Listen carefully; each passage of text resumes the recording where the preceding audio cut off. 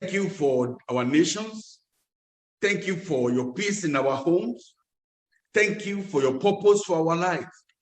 Thank you because you have a place in mind that you are taking us to. We have come into your presence this morning to receive the strength, to receive the power, to receive more grace.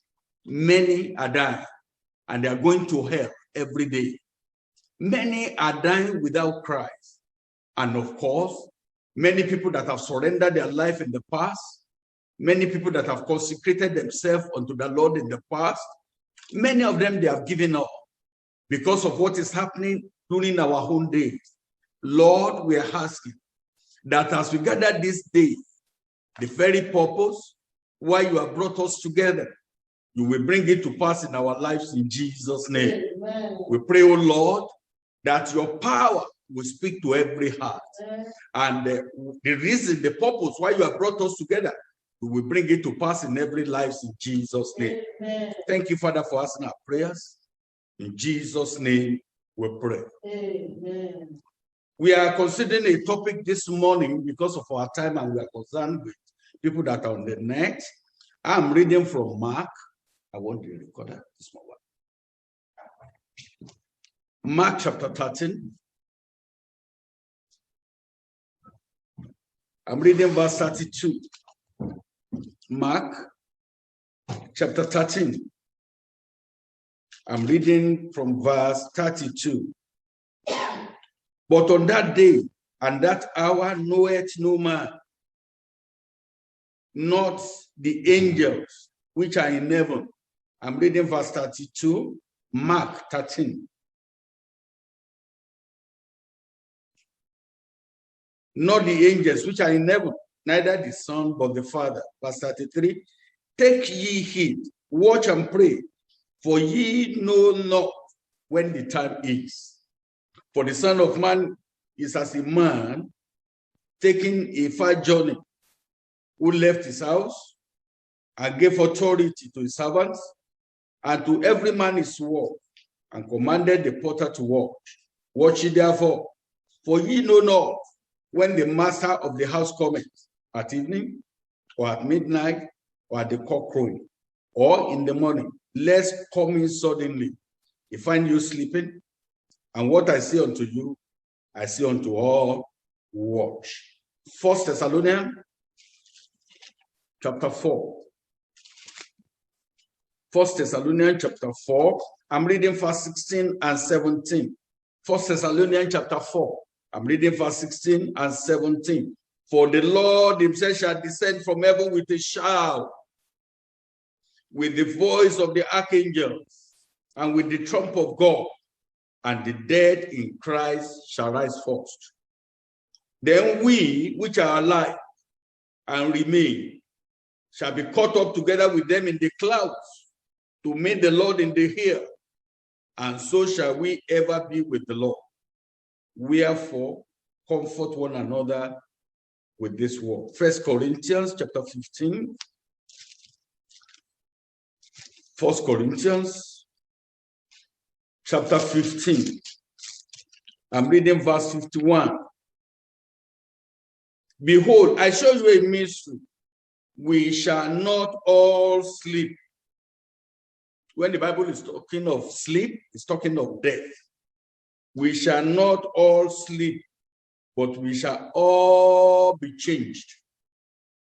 Verse 52. In a moment, in the twinkling of an eye, at the last trump, for the trumpet shall sound, and the dead shall be raised incorruptible, and we shall all be changed.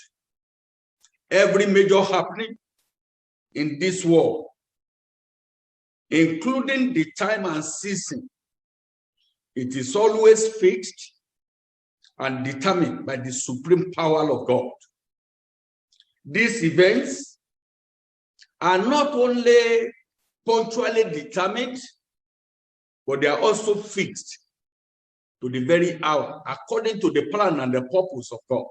Every purpose of God has its own time, and it manifests as ordained by the Almighty God, and also upheld by the word of his power. As for the world in which we live in today, God has ordained a time for his expiration. This world will not continue like this.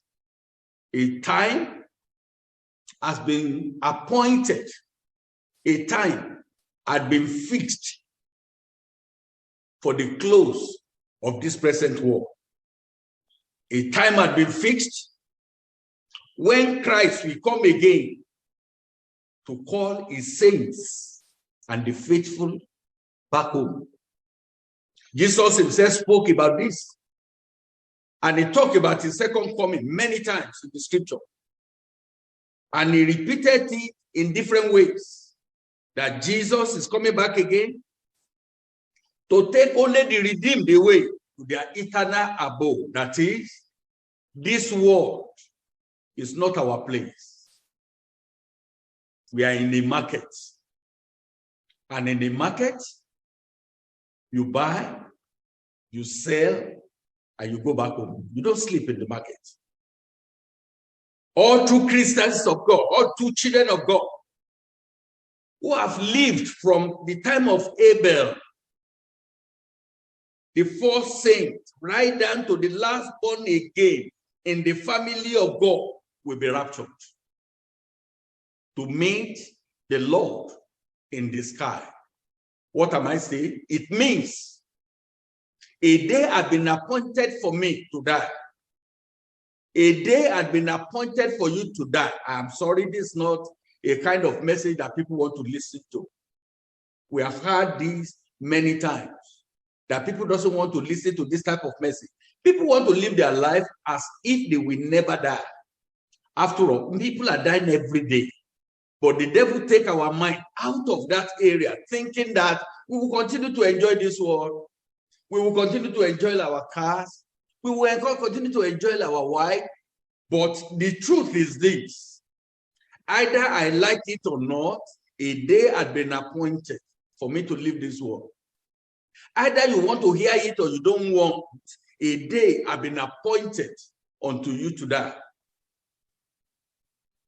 There is a confirmation and promise that God has given us in the scripture that is coming back again. He came the first time to shed his innocent blood. When he came the first time, he didn't come as a judge. He came to show mercy. He came to bring sinners home. Why? The purpose why God created man had been defeated by Adam. Everyone had been sold to the world of sin. And there was no way of reconciling man back to God. So because of that, there is a need for somebody without sin to come to redeem man back unto God. That was the purpose why he sent Jesus Christ at the first time, the only begotten Son. He sent him so that he can die for the sins of the world. Why? Because the animals that they were using in the Old Testament, it is not enough for the atonement of sin. So God needed someone who will shed his innocent blood in bringing man back unto God. And that's why Jesus came the first time. He came, he surrendered himself, he died on the cross without sin. And for the purpose of God to be perfected and fulfilled, he went back. He did, but he rose. And because he rose, that is giving us assurance that when we die, listen to this, either as a sinner or as a child of God, we will rise up. But our destination is different. Those who die in Christ, when they resurrect, they go to meet Christ. But those who died as a sinner, they will spend their entire life. Listen, this soul never dies. It is only the body that dies. The body dies in the ground, but our soul never dies. After we close our eyes here, this is the truth. Our soul continues the journey either in heaven or in hell. So Jesus came the first time and he promised that he's coming the second time. Go with me to the book of John, chapter 14. The book of John, chapter 14. I'm reading verse 1 to 3. The book of John, chapter 14, verse 1 to 3. Let not your heart be troubled. Ye believe in God, and also believe in me. In my Father's house. This is the very word from Jesus Christ. In my Father's house are many mansions. If it were not so, I would have told you, I go to prepare a place for you. Jesus was telling the disciple, and in extension, he's telling me and you that he has gone to prepare a place for us. And if I go and prepare a place for you, I will come back again. Can everyone repeat that? I'm waiting for you. I will come back again. Jesus is telling you that he's coming back again. He will come back again in Jesus' name. Verse 3. And if I go and prepare a place for you, I will come again and receive you unto myself, that where I am, there you may be also. That is one evidence where Jesus himself told us. And if you have been working with the Lord for long, you will know that he doesn't tell lies. Every word, the Bible confirms that every word that cometh out of his mouth will never go without being fulfilled. Matthew 25, verse 1 to 5. Matthew 25. Then shall the kingdom. This is one of the parables that Jesus told the disciples. The kingdom of heaven be likened unto 10 virgins which took their lamps and went forth to meet the bridegroom. 5 of them were wise and 5 were foolish. They that were foolish took their lamps and took no oil with them. But the wise took oil in their vessels with their lamps. While the bridegroom tarried, they all slumbered and slept.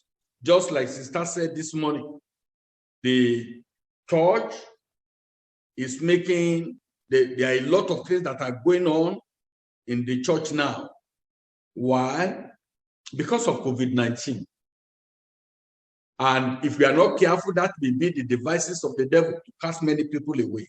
The Lord is giving a parable here that 10 virgins, they are waiting for the Lord. They have been in the church, they have been doing their work, and they have been in the church for the long. And they were waiting for the master. But many of the 5 of them are wise and 5 are foolish. You will not be foolish in Jesus' name. Amen. In Acts chapter 1, I'm giving you the confirmation and the promise of Jesus before he left. Acts chapter 1 in verse 9 to 11. He said, and when he had spoken these things, while they beheld, he was taken up. Jesus was taken upright in the presence of the disciples, and a cloud received him out of their sight. And while they looked steadfastly towards heaven as he went up, behold, 2 men stood by them in white apparel. The angel appeared because people were confused. People didn't know what was happening. Verse 11, which also say, ye men of Galilee, why stand ye gazing up into heaven? This same Jesus, which is taken up from you into heaven, shall so come in like manner as you have seen him go into heaven. All these verses is telling you, and it's telling me, that Jesus Christ is coming back. In 1 Thessalonians chapter 4, 1 Thessalonians chapter 4, I'm reading verse 16 and 17. 1 Thessalonians chapter 4, I'm reading verse 16 and 17. For the Lord himself shall descend from heaven with a shout, with the voice of archangel, and with the trump of God, and the dead in Christ shall rise forth. Praise the Lord. Hallelujah. The message of this morning is a teaching on the program of God and the agenda of God for the end time. We shall run this teaching for 3 to 5 weeks. It is important for all children of God to understand what is happening during our own time. and to understand what is waiting for us in the future. People ask different questions today, especially because of COVID-19. People are asking questions. Is coronavirus a sign of the end time? Is it the end of the world? No one will be able to give accurate answer, but we will go back to study the prophecies of the end time agenda, so as to help our physical and spiritual preparation in meeting our God. Matthew 24 that we read, the Lord warned, and he told us the signs of what we can see when we are expecting the second coming of the Lord. He said there will be famine, there will be pestilence, there will be earthquakes in diverse places. And he said, this is the beginning of the sorrow. That is all what we see now. Thousands of people has died. This has happened. This has happened. The Bible confirmed that it is just the beginning of the sorrow that we will expect before Jesus Christ will come. That is, whatsoever sorrows or calamity that have befallen our world, it is just the beginning. The world is not our home. We are just passing through. We are sojourners and pilgrims here on earth. We are in the market, and therefore we will see ourselves as if we are just passing by, and that tomorrow, it may be 10 years, it may be 20 years, it may be 50 years, we shall definitely go back to our home. There are many who believe that this earth will be rebuilt and rejuvenated by God. And those who inherit eternal life will live here on this earth. There is nothing that is far from the truth than that. That is contrary to the teaching of the Bible. In Hebrews chapter 1, verse 10 to 12, it is the same thing that is quoted in Psalm 102. This passage says, so that this world will come to an end. It establishes that this world will come to an end. And in Matthew chapter 5, verse 18, Jesus himself said, before heaven and earth pass, everything in the law shall be fulfilled. His prophecy is based on the fact that heaven and earth will pass away. 1 John 2:17 says, the world will pass it away and the love thereof, but he that doeth the will of the Father shall abide forever. Therefore, I will be giving you this morning the context that we shall follow in studying this God agenda for the end time. If anyone is in the church today, I'm not talking of our church alone. I'm talking of the generality of the churches. And it doesn't have a deep study of the end time agenda. That person is a fool. Why? Because you need to know where you are going. There must be something guiding your life. You don't walk like a fool who doesn't know where he's going. We need to ask questions also to know what will befall us in the future, and for us to know the need to prepare for where we will spend eternity. So today, I'm just giving you 7 points of the lectures that we will have under this broad heading, the study of the end time agenda. People may not believe it now. A pastor, a great pastor said, he said, everybody will still pray. It is the time that we will pray that differs. And of course, it is true. People may think that prayer is not necessary now.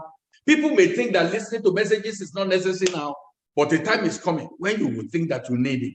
So therefore, this morning, because today is the first day of the series of this message, I'll be giving you something like contents that we will follow, so that at the end of this broad message, you will have a total idea of what God has given us,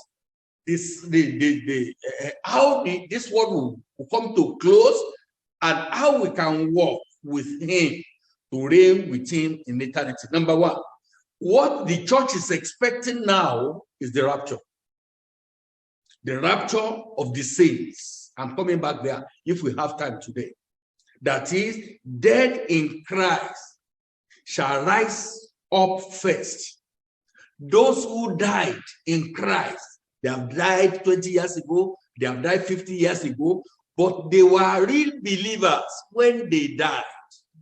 when Jesus Christ appeared in the sky, the Bible says they are the one, wherever they buried them, they will rise up to meet Jesus. It looks funny.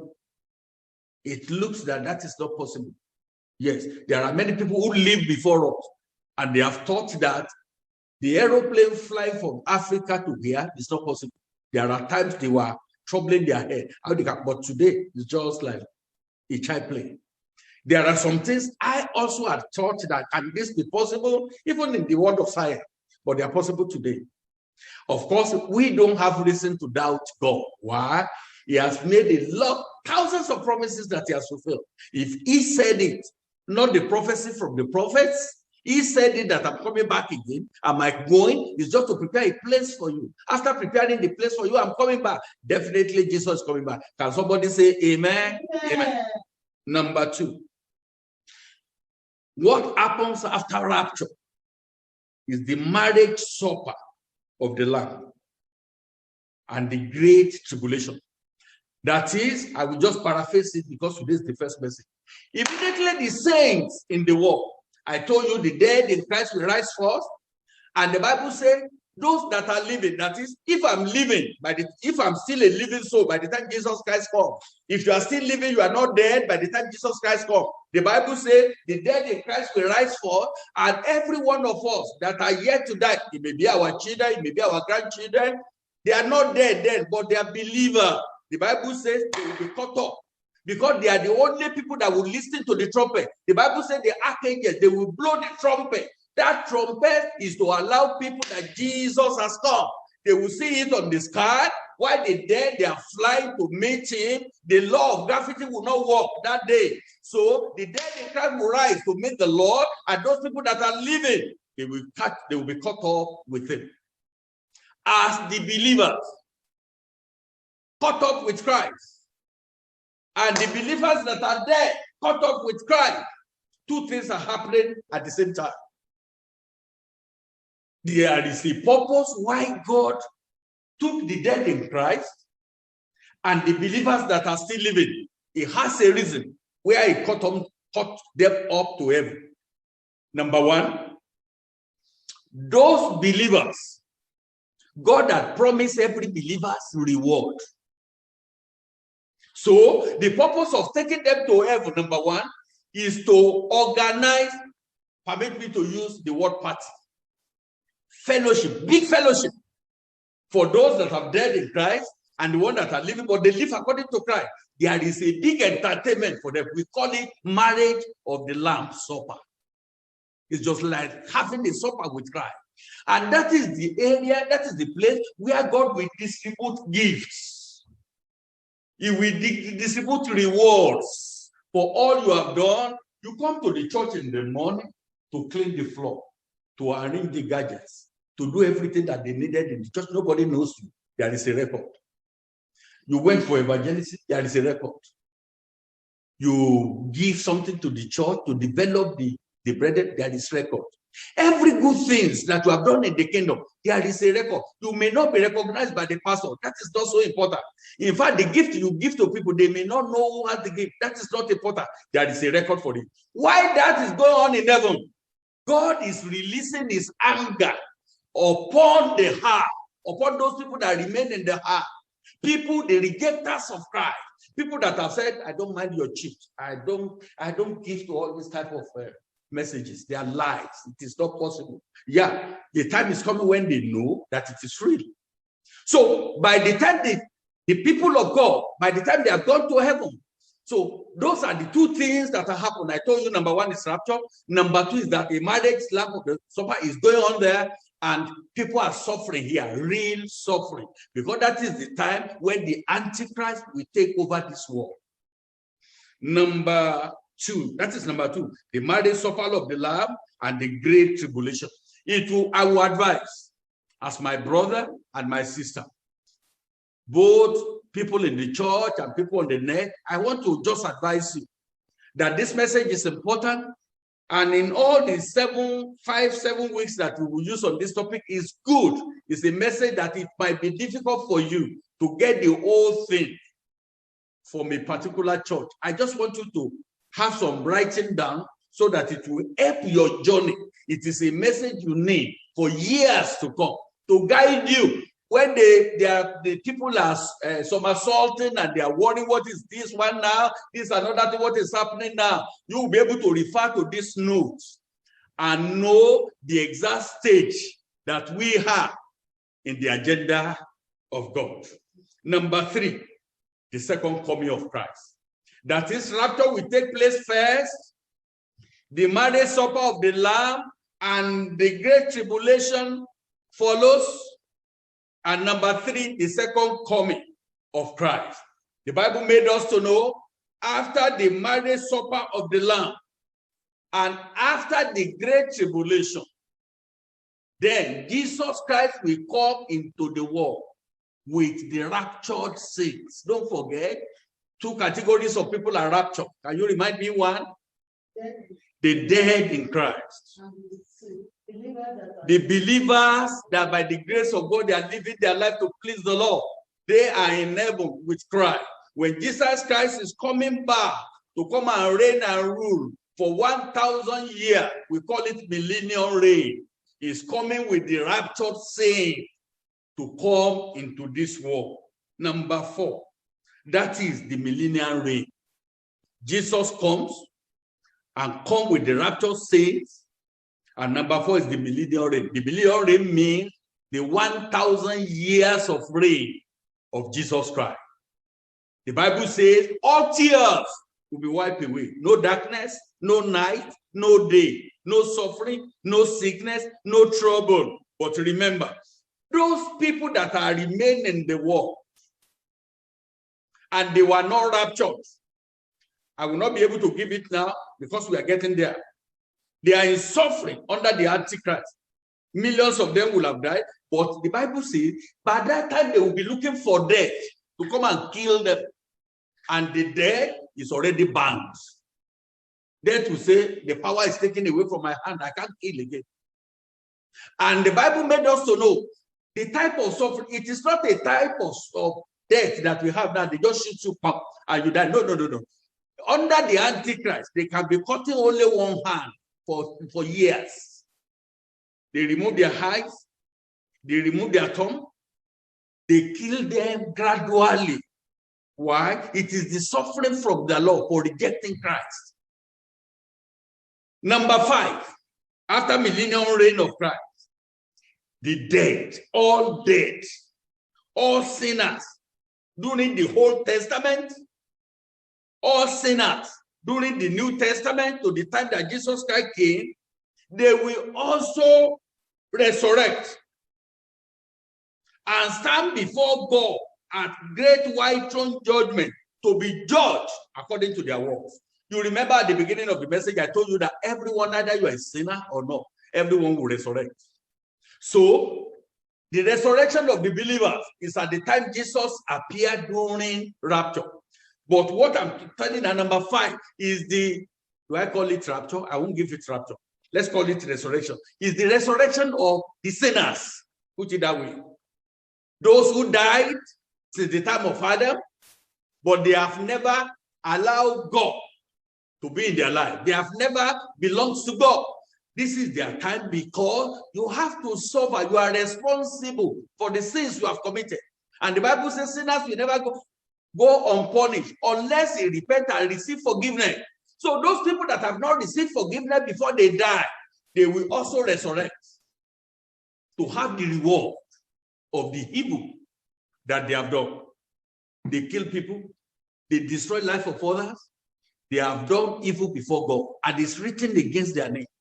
They are coming back to receive the reward of what they have done. You have to account for the numbers of years that you have spent in this world. Number 6, then after the 1,000 years, after the resurrection of after these people got their judgment, then there will be new heaven and the new earth. Praise the Lord. That is, it is no more 1 million years.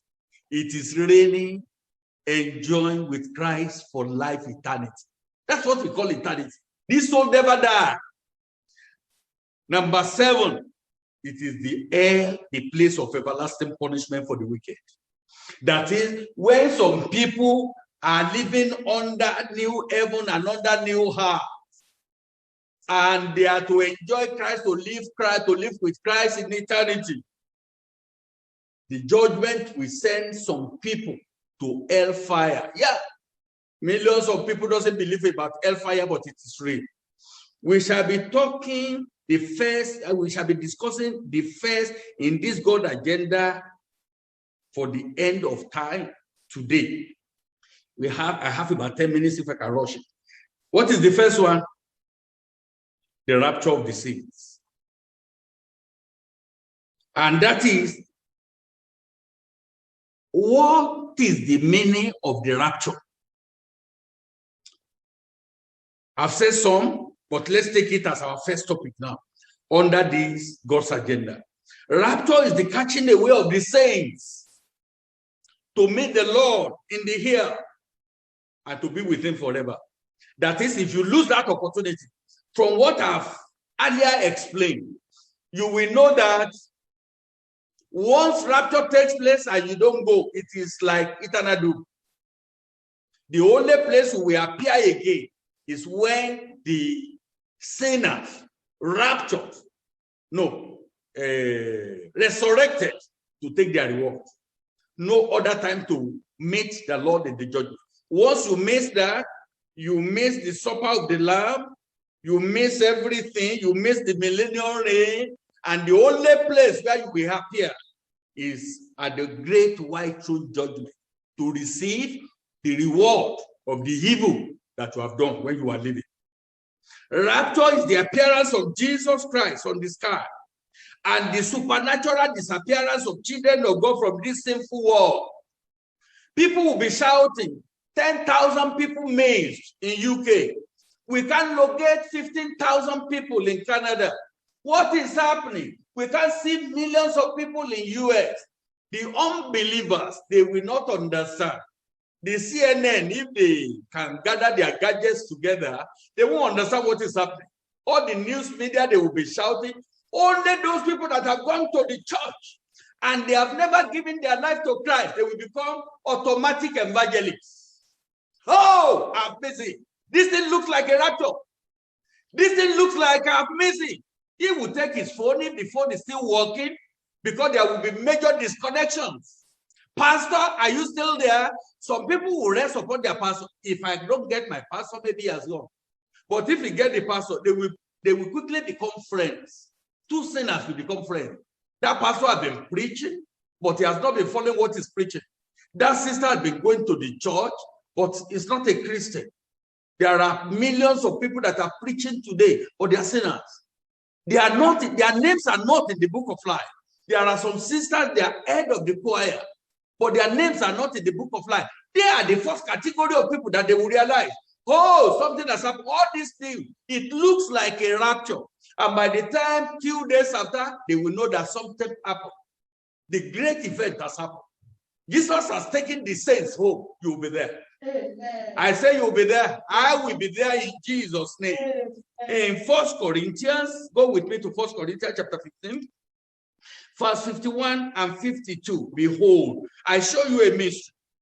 We shall not all sleep. What the Bible is saying is that it's not everyone that will die, but we shall all be changed. We shall all be changed. Means either you die at rapture, you'll be changed. But we are not going with this body. Either you die, either you die as a sinner. Yes, you will still be changed to meet the judge. In a moment, verse 52, in the twinkling of an eye, the Bible is saying it will happen under a second. Under a second. It's going to be a great disaster for some people. It's going to be a great time of joy for other people. At the last trump, the trump shall sound, and the dead shall raise incorruptible, and we shall all be changed. For this corruptible was put on incorruption, and this mortal was put on immortality. Praise the Lord. Hallelujah. Revelation chapter 1 verse 7.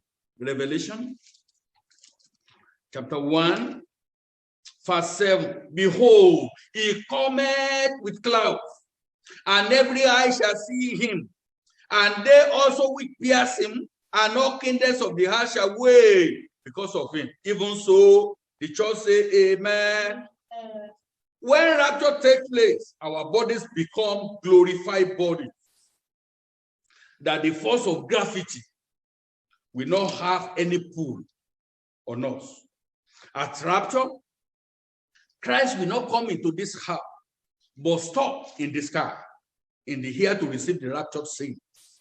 If you are alive and not dead, by the time the trumpet sound, if we remain unto the coming of the Lord, we shall all see him. Because you are a believer and you are waiting for his second coming, you will hear the blowing of the trumpet. But those that are not believers, they might see them going, but they can't fly. We which are alive and remain shall be caught up together with him in the cloud to meet the Lord. And the Bible confirms it, as I've shown you, that the dead in Christ shall rise forth. In Matthew chapter 24, Matthew chapter 24, I'm reading verse 3. Matthew 24, verse 3.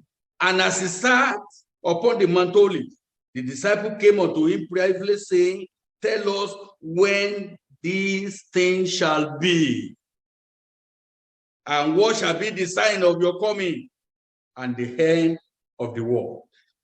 The disciple were asking Jesus Christ to let them know what they will look for, to know that the time is drawing near.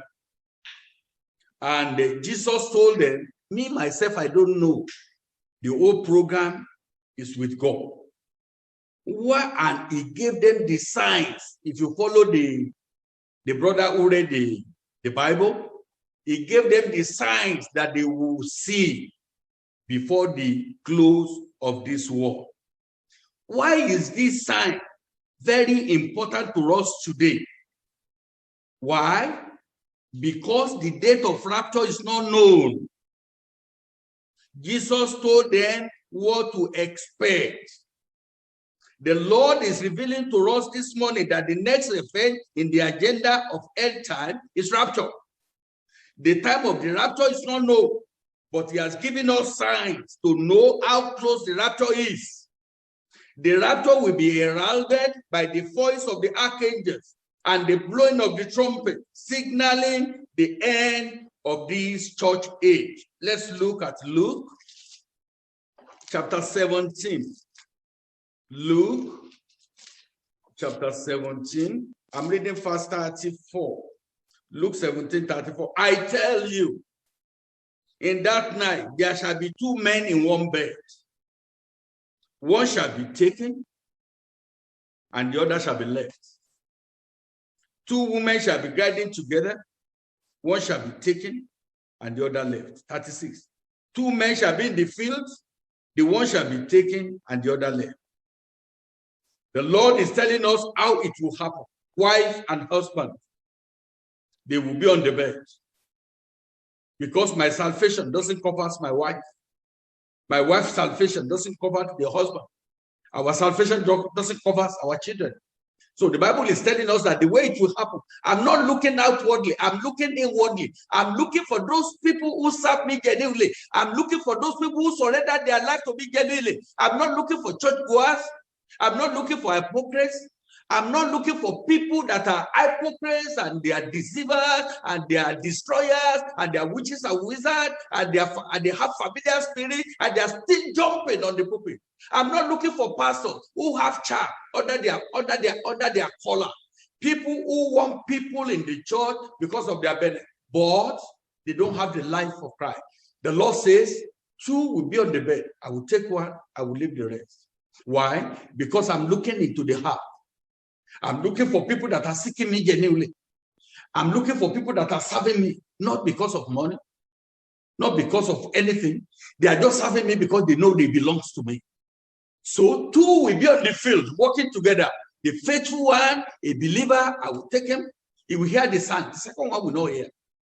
And they will come to meet me on the sky. The Lord is warning me and you how the event will take place and how some people will be fully disappointed. They have wasted their time. They have wasted their money. They have wasted their resources so that they can be known in the church. But the life of Christ is not in them. I'm sorry, their name is not in the book of life. In fact, the Bible says some people will query, we have performed miracles in your name. We lay hands, people receive sickness. Lay hands with python spirits. Laying hands with fornication and adultery. Laying hands with occultic powers. Yes, people will receive miracles. Herbalists are giving miracles. They distribute miracles. But the life of Christ is not, they are not part of the kingdom. The Lord says, I'm sorry, you might have performed miracles. You might have a big name, but I'm sorry, your name is not in the book of life.